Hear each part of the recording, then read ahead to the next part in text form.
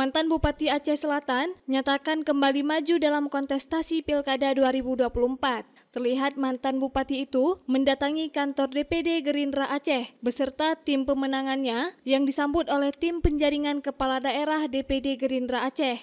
Tekadnya maju sebagai salah satu bakal calon Bupati Aceh Selatan yang akan bertarung pada pilkada nanti untuk meningkatkan perekonomian masyarakat yang efisien dan berdaya saing, menciptakan lapangan kerja dengan mendatangkan para investor ke kabupaten yang berjuluk Negeri Pala itu. Dalam visi dan misi kita itu jadi bahwa tentang penguatan ekonomi di Aceh Selatan dan juga untuk menurunkan angka kemiskinan dan juga membuka lapangan kerja.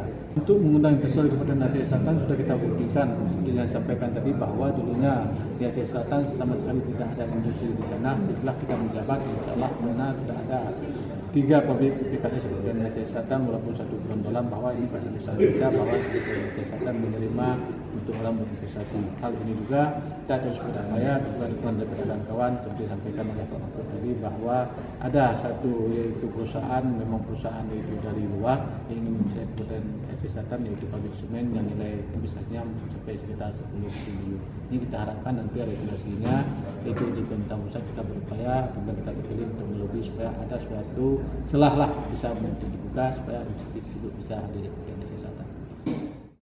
Selain mantan bupati, mantan rektor Universitas Yah Kuala juga ikut bertarung dalam pesta demokrasi Pilkada November 2024 mendatang. Darni Daud akan maju sebagai bakal calon gubernur Aceh dengan visi misi ingin membangun Aceh yang lebih sejahtera dan bermartabat. Sebagai akademisi, Darni Daud juga akan memprioritaskan pentingnya keterampilan dalam mendukung pendidikan di Aceh.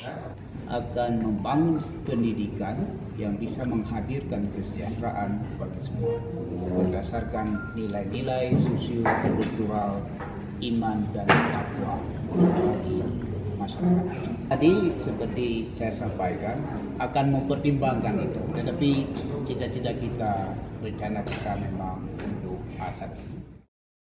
Dari Banda Aceh, Lala Nurmala melaporkan untuk Puja TV Aceh.